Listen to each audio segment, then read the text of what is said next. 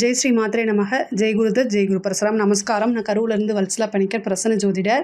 இன்றைக்கி நம்ம 2025ஆம் ஆண்டு புத்தாண்டு ராசி பலன்கள் விருச்சிக ராசிக்கு எப்படி இருக்குன்னு பார்க்க போகிறோம். இப்போ நான் சொல்லக்கூடியது பொது பலன்கள் தான். உங்களுடைய அதாவது 100% அக்யூரேட்டான பலன்கள் வேணும் அப்படின்னா உங்களுடைய இண்டிவிஜுவல் ஹாரோஸ்கோப்பில் கிரகங்களுடைய பொசிஷன், அப்புறம் இப்போ என்ன தசாபுத்தி போயிட்டுருக்கு, கோச்சாரத்துடைய நிலைகள், இது எல்லாமே வச்சு தான் நம்ம ஒரு 100% அக்யூரேட்டான பலன்களை சொல்ல முடியும். இருந்தாலும் நான் சொல்லக்கூடியது 90% கரெக்டாக தான் இருக்கும். இந்த புத்தாண்டு என்றைக்கு பிறக்குதுன்னா மார்கழி மாதம் 16ஆம் தேதி, உத்திராட நட்சத்திரம் 1ஆம் பாதம், தனுசு ராசி, பிரதம திதி, புதன்கிழமையில் பிறக்குது. இந்த வருஷம் அதாவது 2025 பிறக்கக்கூடிய அந்த டைமில் விருச்சக ராசிக்கு கிரக நிலைகள் எப்படி இருக்குது, கோச்சாரத்தில் கிரக நிலை எப்படி இருக்குது அப்படின்னா, உங்கள் ராசியிலேயே புதன் இருக்கார். அஷ்டமத்துக்கு அதிபதி புதன், 11க்கும் அதிபதி புதன், அவர் உங்கள் ராசியிலேயே இருக்கார். 2ஆம் இடத்துல சூரியனும், அதாவது பாக்கியஸ்தான அதிபதி 2ஆம் இடத்துல இருக்குது. சந்திரன் சூரியன் 2 பேருமே 2ஆம் இடத்துல. 4ஆம் இடத்துல சனியும் சுக்கிரனும், 5ஆம் இடத்துல ராகுவும், 11ஆம் இடத்துல கேதுவும், 7ஆம் இடத்துல குருவும், இந்த உங்களுடைய ராசிக்கு ராசி அதிபதி செவ்வாய் 9ல் நீச்சமாக இருக்கார். இந்த வருஷம் பிறக்கும்போது இதுதான் உங்கள் ராசிக்கு உண்டான கிரக நிலை, பிளானட்டுடைய பொசிஷனு. இந்த 2025ஆம் ஆண்டு நீங்கள் எடுக்கக்கூடிய அத்தனை முயற்சியுமே சக்ஸஸ் ஆகணும்னு உங்களுக்காக நான் அம்பாளை பிரார்த்தனை பண்ணிக்கிறேன். இந்த 2025 நிறைய மாற்றங்கள் உங்களுக்கு இருக்குது. சனியோடைய பார்வை இருந்து அர்த்தாஷ்டமத்து சனி உங்களுக்கு இருந்திருக்கும். அதாவது செய்யக்கூடிய காரியங்களில் ஏதோ ஒரு தடை, அதனால் விரக்தி, இந்த மாதிரி இருந்திருக்கும். பட் ஆனால் சனி ஃபஸ்ட்டு பயிற்சி ஆயிடுறாரு. இந்த மார்ச் மாதம் 29ஆம் தேதி இந்த பயிற்சி ஆயிடுறாரு, சனி பயிற்சி ஆயிடுறாரு. அது உங்களுக்கு ரொம்ப பெனிஃபிட். அதேமாதிரி ராகு கேது பயிற்சி இருக்குது, குரு பயிற்சி ஆகிறாரு. குரு மட்டும் அஷ்டமஸ்தானத்துக்கு போகிறாரு. ஆனால் ராகு கேது நல்ல பொசிஷனில் வருது. அதே மாதிரி சனியும் உங்களுக்கு ஓரளவு பிரச்சனை இல்லை. இனிமேல் சனினால் உங்களுக்கு எந்த பிரச்சனையும் கிடையாது. விருச்சக ராசியை பொறுத்த வரைக்கும் இந்த 2025 வளர்ச்சி தான். அதில் எந்த மாற்றமும் கிடையாது. பொதுவாகவே உங்களுக்கு இப்போது நிறைய இவ்வளோ நாளாக தடைகள், இந்த மாதிரி விஷயங்கள் இருக்கும். ஏதாவது ஒரு விஷயத்தை செஞ்சிங்கன்னா திரும்ப திரும்ப அதே விஷயத்தை செஞ்சு பல தடவை செஞ்சு அதை சக்ஸஸ் பண்ணுற மாதிரி இருந்திருக்கும். பட் ஆனால் இனிமேல் அப்படி இருந்திருக்காரு. ஏன்னா உங்களுடைய ராசிக்கு சனியோடைய பார்வை இல்லை.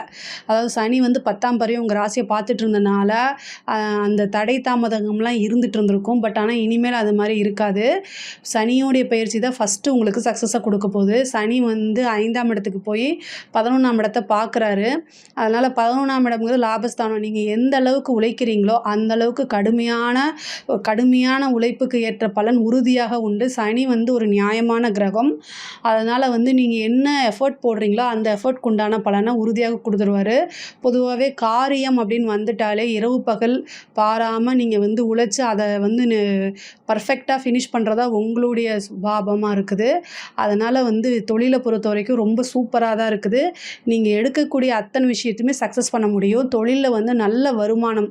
குரு அஷ்டமத்துக்கு போனாலும் 2ஆம் இடத்தை பார்க்குறாருங்க. அப்போ என்னென்னா உங்களுக்கு தொழில் மூலிமா நல்ல வருமானம், நிரந்தரமான வருமானம், லாபங்கள், இது எல்லாமே உறுதியாக உண்டு. அதே மாதிரி புதுசாக தொழில் ஆரம்பிக்கிறதுக்கு இது சூப்பரான டைம் தான். குரு அஷ்டமத்தில் இருந்தாலுமே அவர் 12ஆம் இடத்தை பார்க்குறாரு. அப்போ விரயம் தான். ஆனால் தொழில் ஸ்தானத்துக்கு குருவோடைய அனுகிரகம் இல்லை கோச்சாரத்தில் இந்த வருஷத்தில். அப்போ நீங்கள் என்ன செய்யணும் அப்படின்னா, புதுசாக அதாவது இந்த மே மாதத்துக்கு அப்புறம் தொழில் ஸ்தானத்துக்கு கேது வராரு. உங்களுடைய ஜாதகத்தில் 10ஆம் அதிபதியுடைய நிலை, 10ஆம் கிரகம், அதாவது இப்போ தசாபுத்தி இப்போ என்ன போயிட்டுருக்கு, இது எல்லாமே வச்சுட்டு புதுசாக தொழில் தொடங்குறதுனா பண்ணுங்கள். ஆனால் குரு 12ஆம் இடத்தை பார்க்கும்போது ஏதாவது ஒரு சுப விரயம் பண்ணிடுங்க. ஒன்று வீடு இடம் வாங்குறது, வாகனம் வாங்குறது, அல்லது புதுசாக பிஸ்னஸில் இன்வெஸ்ட்மெண்ட் பண்ணுறது, ஒரு நல்ல இன்வெஸ்ட்மெண்ட் பண்ணுறது, இந்த மாதிரி விஷயங்களை நீங்கள் ஹேண்டில் பண்ணிக்கோங்க. ஆனால் நிறைய நன்மைகள் தான் உண்டு. தொழில் மூலிமா வருமானம் அப்படிங்கிறது உண்டு. இது வரைக்கும் தேங்கி கிடந்த இதெல்லாமே மாறும். ஏற்றுமதி இறக்குமதி சார்ந்த தொழில்களுக்கு இது சூப்பரான டைமு. தாராளமாக நீங்கள் முயற்சி பண்ணுங்கள். உறுதியாக உண்டு. அதாவது இம்போர்ட் எக்ஸ்போர்ட்டு, ஃபாரின் சம்மந்தப்பட்ட விஷயங்கள்லாம் இது இந்த வருஷம் பணமழை அப்படின்னு சொல்லலாம். அந்தளவுக்கு நடக்கும். அதே மாதிரி உத்தியோகத்தில் இருக்கவங்களுக்கும் இது சிறப்பான வருஷம் தான். 6 குடையவர் வந்து உங்களுக்கு ராசி அதிபதியே தான். அவரும் வந்து பார்த்திங்கன்னா நல்ல பொசிஷனில் தான் இருக்கார். குரு வந்து உங்களுக்கு அஷ்டமத்துலேருந்து 2ஆம் இடத்தையும் 4ஆம் இடத்தையும் பார்க்குது. ஒரு நல்ல ஜாப் கிடைக்கிறது, அதே மாதிரி ஒரு நல்ல நீங்கள் பார்த்துட்ருக்கிறதுல வந்து ஒரு ப்ரமோஷன் கிடைக்கிறது, உத்தியோகத்தில் வந்து ப்ரமோஷன் கிடைக்கிறது, இந்த மாதிரி விஷயங்கள் நடக்கும். நீங்கள் மெயினாக சனி வந்து 5ஆம் இடத்துல இருந்து 10ஆம் பார்வையாக வந்து 2ஆம் இடத்த பார்க்குறாரு. 2ஆம் இடம்ங்கிறது வாக்குஸ்தானம்.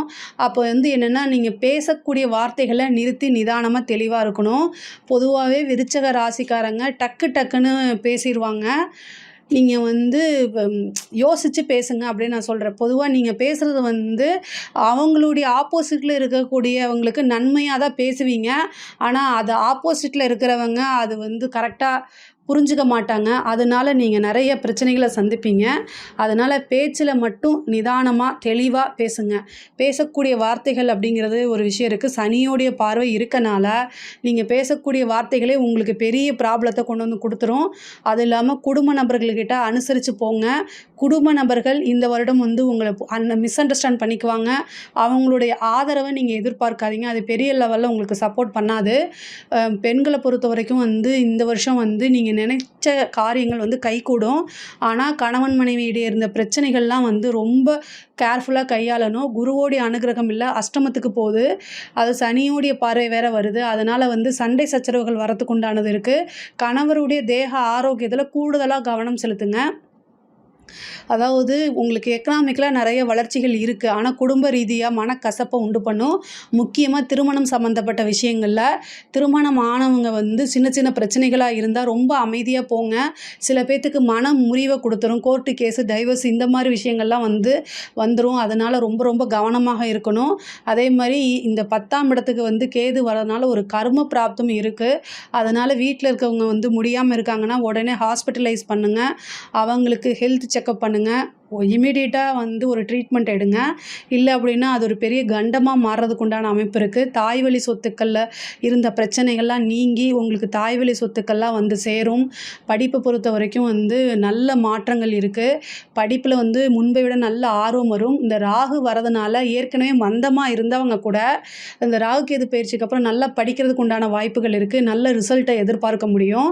குரு அஷ்டமத்துக்கு போனாலும் 4ஆம் இடத்தை பார்க்குறாரு. அதனால் படிப்பில் வந்து நல்ல ரிசல்ட் அப்படிங்கிறது உறுதியாக உண்டு. இது இந்த வருஷம் வந்து பார்த்திங்கன்னா ஹையர் ஸ்டடீஸ்க்குலாம் ரொம்ப ரொம்ப சூப்பராக இருக்குது. ஹையர் ஸ்டடி படிக்கிறவங்களாம் ஈஸியாக நீங்கள் நினச்ச பர்சன்டேஜ் எடுத்து ஒரு பிளேஸ்மெண்ட் ஆகிறதுக்கு உண்டான வாய்ப்புகளாக இருக்குது. புதுசாக வந்து வேலை கிடைக்குமா, வேலைக்கு வெயிட் பண்ணிகிட்டு இருக்கவங்களுக்குலாம் இப்போ வேலை கிடைக்கிறதுக்கு உண்டான அமைப்புகள் இருக்குது.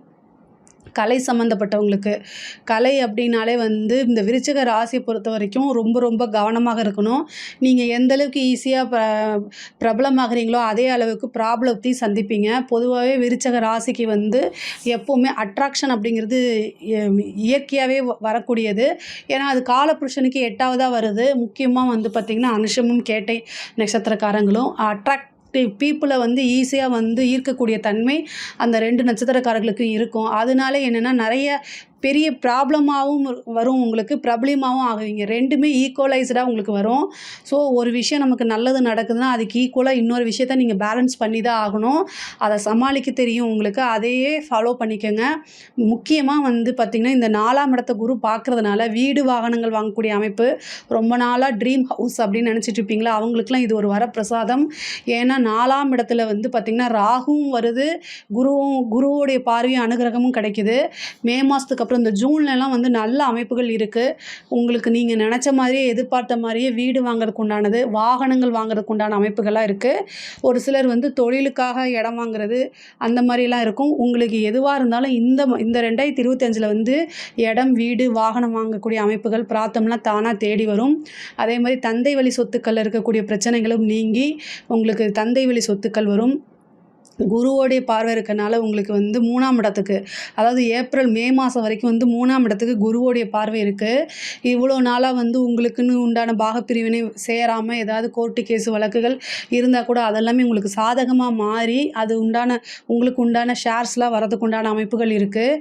பொதுவாகவே விருச்சிக ராசிக்கு ஓவராலாக ரொம்ப ரொம்ப அருமையாக இருக்குது. அதாவது உத்தியோகத்தியாக இருந்தாலும் சரி, பார்க்கக்கூடிய தொழிலாக இருந்தாலும் சரி, எல்லாத்துலேயுமே வளர்ச்சி, எக்கனாமிக்கல் ரீதியாக நிறையா நன்மைகள் தான் நடக்குது. இந்த திருமணம் சார்ந்த விஷயங்கள ரொம்ப கவனமாக இருக்கணும்.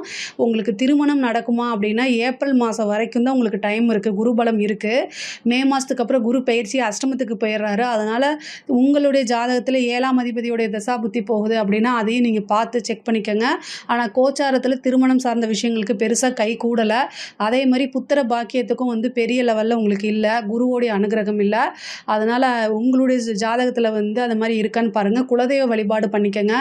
5ஆம் இடத்துக்கு உங்கள் ராசிக்கு 5ஆம் இடத்துக்கு சனி வராரு. அப்போது 5ஆம் இடத்துக்கு எப்போல்லாம் வந்து கோச்சாரத்தில் வந்து இந்த 2.5 வருஷம் தான் இருப்பார்.